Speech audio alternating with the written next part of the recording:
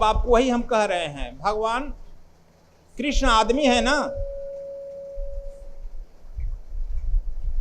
आदमी है कि नहीं है? उनका पौत्र थे शाम, और शाम को चुरा ले गया बाणासुर की पुत्री।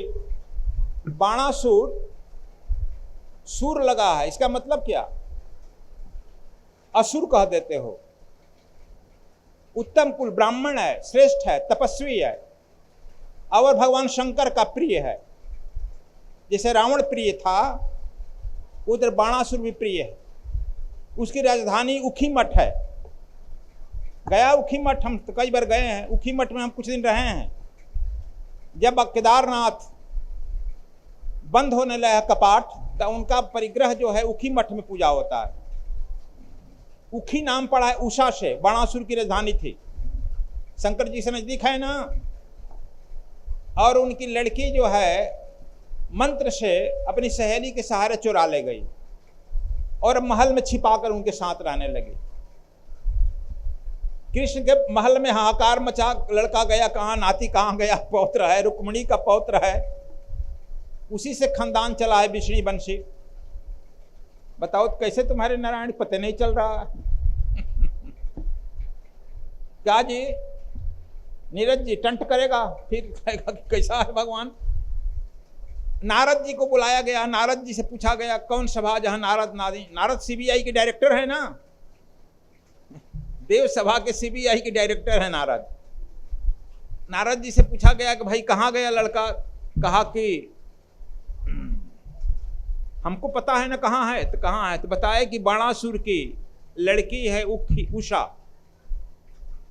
वह चुरा कर अपने महल में उनके साथ रह रही। अच्छा, बाणासुर जिस दिन जान जाएगा आपके पौत्र को हत्या कर देगा, हत्या कर देगा। तो हाँ, जाना है कि नहीं जाना है? कहा कि सुबुगाहट मिल गई है, पनकारी मिल गया है। बाणासुर सर्च अभियान शुरू कर दिया है कि महल में है कौन, आखिर उसके साथ है कौन, बोल रहा है, बात कर रहा है, चल रहा है, पाल रहा है। इसलिए सर्च अभियान चालू हो गया है। भगवान कृष्ण क्या करें बताओ?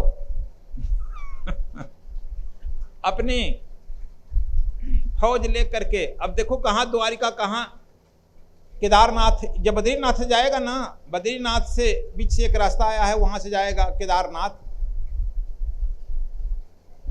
गोपेश्वर से रास्ते में पड़ेगा उखीमठ।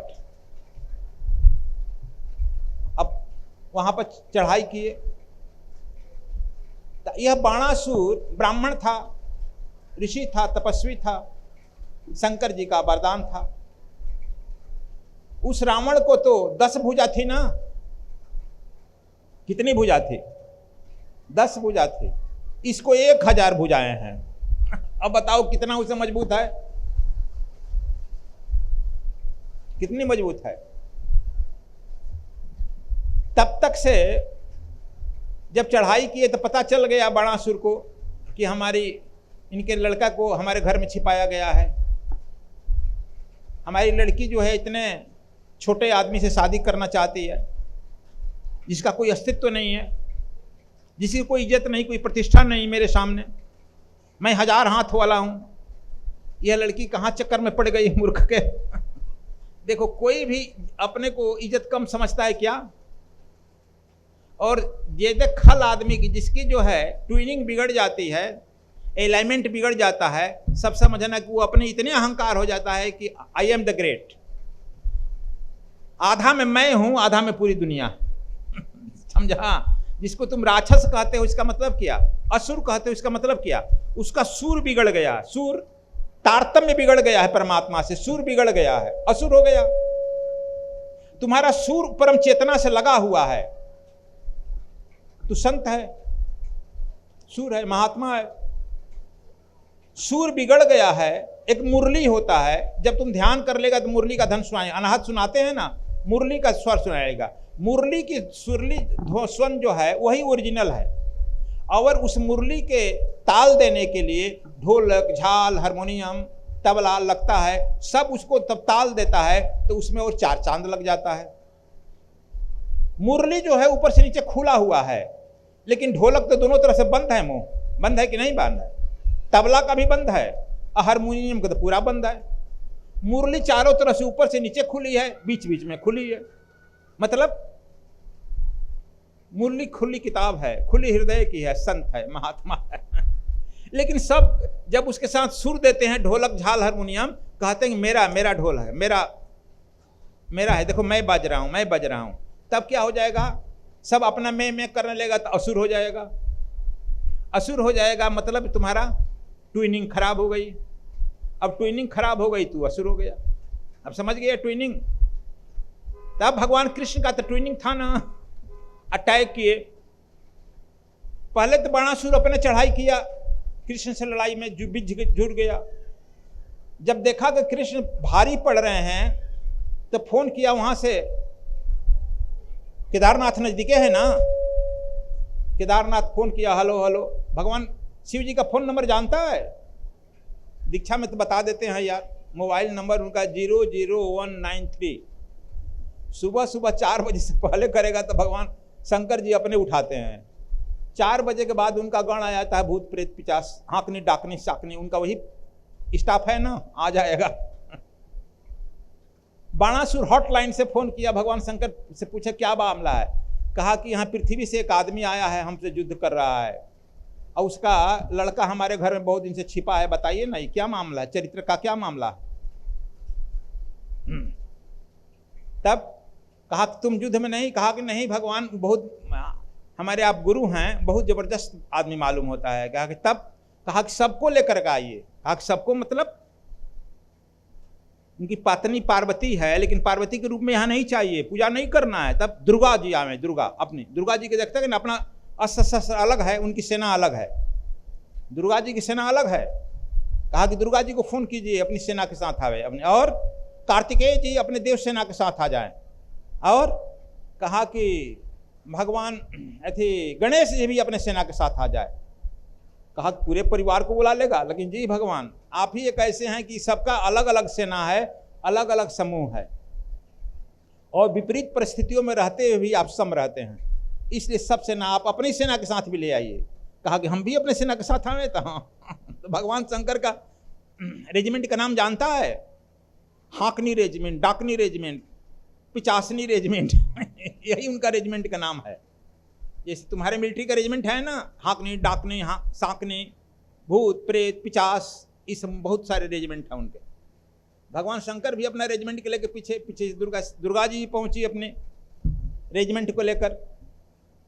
और ऐसा युद्ध कभी नहीं हुआ है कि सब लोग पहुंच जाए। अक्सर दुर्गा जी, जहां शंकर जी युद्ध करते हैं, पार्वती थे, दुर्गा जी उनके खिलाफ युद्ध करते थे, और दुर्गा जी उन्हीं से युद्ध किया है जो शंकर जी के भक्त हैं। महिषासुर शंकर का भक्त है, उतर गए युद्ध में। रावण उनका भक्त था, शंकर जी पहले से उतरे हुए थे। दुर्गा जी का जेम ही उतरी राम के पक्ष में, शंकर जी चले गए। जब दुर्गा जी युद्ध में उनके भक्तों से उतर जाती है तो शंकर जी समाधि में चले जाते हैं। ये तो कई बार कथा कहे हैं, तुम लोग जब पत्नी युद्ध में उतर जाए तो तुम लोग भी समाधि में चले जाना चाहिए। समाधि समझ गया? समाधि में चले जाते हैं, इसलिए कि औरतों से युद्ध में टिकेगा नहीं।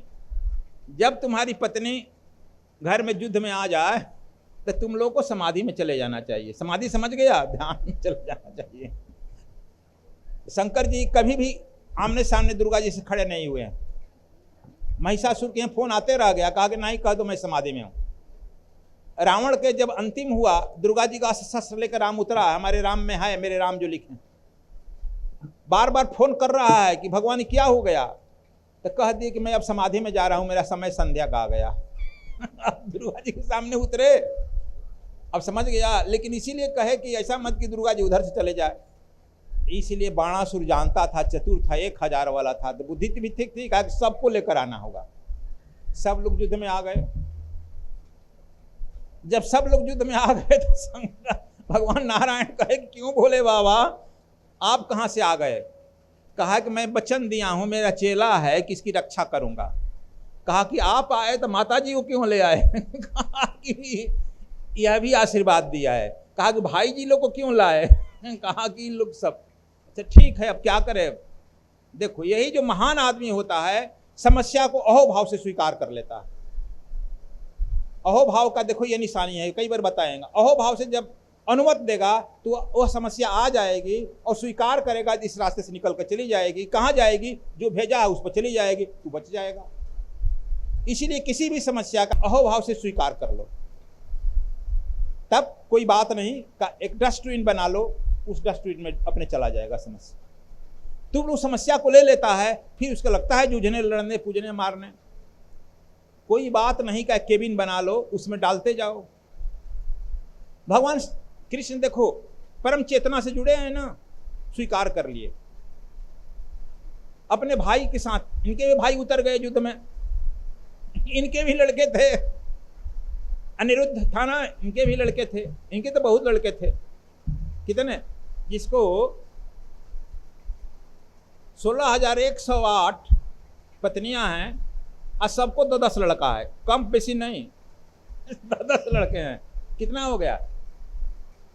1,60,000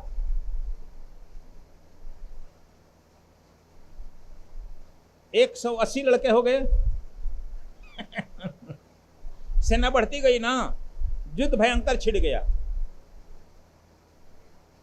भगवान कृष्ण देखे कि यह तो मानेगा नहीं, तब बाणासुर के आमने सामने युद्ध होने लगा कृष्ण का। और बलराम जी शंकर जी से भिड़ गए, उनके लड़के और लड़कों से भिड़ गए, भयंकर युद्ध होने लगा। भगवान कृष्ण लास्ट में चक्र सुदर्शन छोड़ दिए, लगा उनका हाथ काटने, खट खट खट खट खट खट खट खट हाथ काटने लगा। वहां 20 हाथ काटना था ना, यहां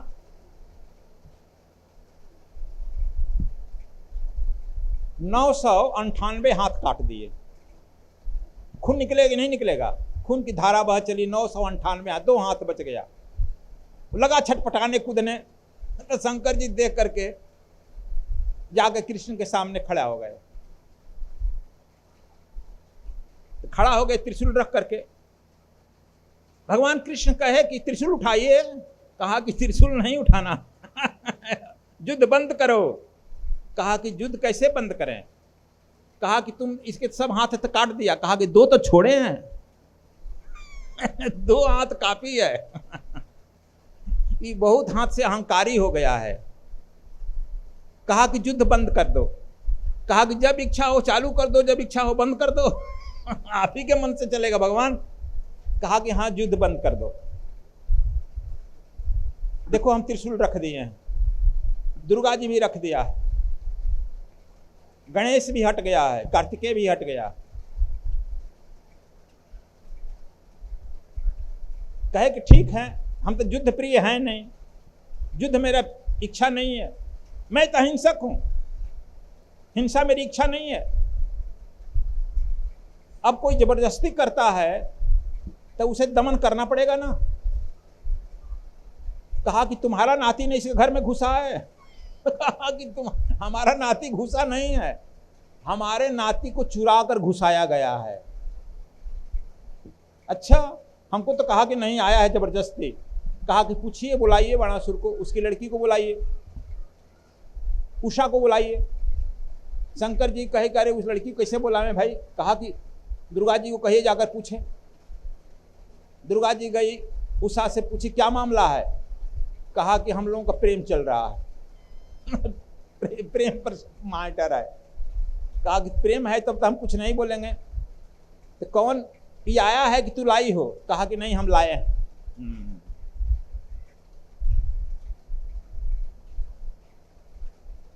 शाम को कहा कि तू मेरे साथ चलो, कि नहीं हम दादा के सामने खड़े नहीं होते हैं। भगवान कृष्ण के सामने हम खड़े नहीं होते हैं, तो बैठ कर चलो। नहीं, उनसे आंख नहीं मिला सकते हैं। तुम्हारा पिता भी आया प्रदुम्न, कहा कि उनके सामने भी नहीं आंख मिलाते हैं। क्या करता है? कहा कि हम लोगों को सिखाया गया है कि बाप दादा कि पैर के अंगूठे पर देखना और वे जो हैं हमारे मस्तिष्क पर देखेंगे। हम उनका पैर स्पर्श करेंगे, वे हमारे मस्तिष्क पर हाथ आशीर्वाद देंगे।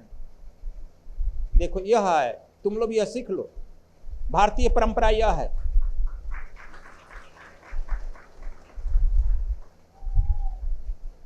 लड़की भी भारत में अपने बाप के अंगूठे पर देखती है, आंख नहीं मिलाती, आंख नहीं लड़ाती है, लड़की भी